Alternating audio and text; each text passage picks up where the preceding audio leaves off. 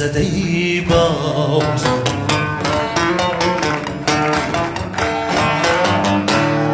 کاتش به دلی شیشه ساغر زده ای باز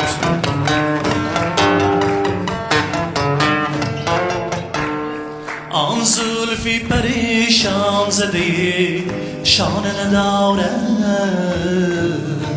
بر دفتری دلهازی چی مستر زده ای باز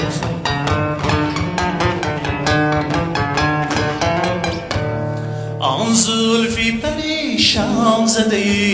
شانه نداره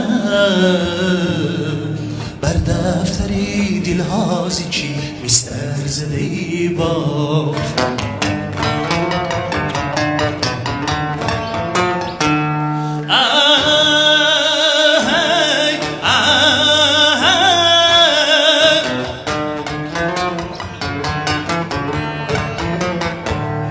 افروخته چهره زیتابی عرقی شب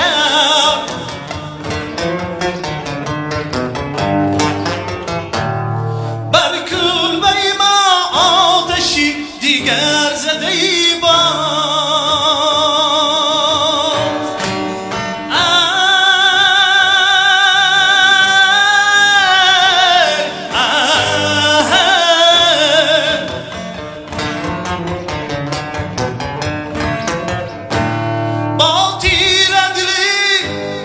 نشود محرمی چشمش ای سرمه چرا حلقه بر این در زده ای باز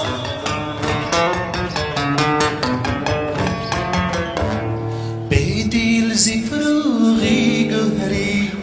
نظمی جهان تا دامن به چراغی مهو اختر زده ای باز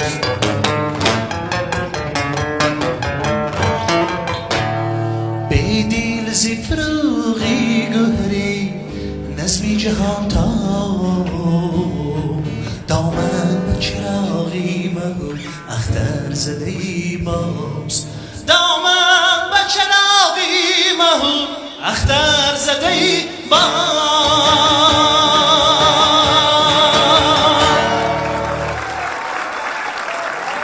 تشکر بگم از علیم جان سلیف بخنم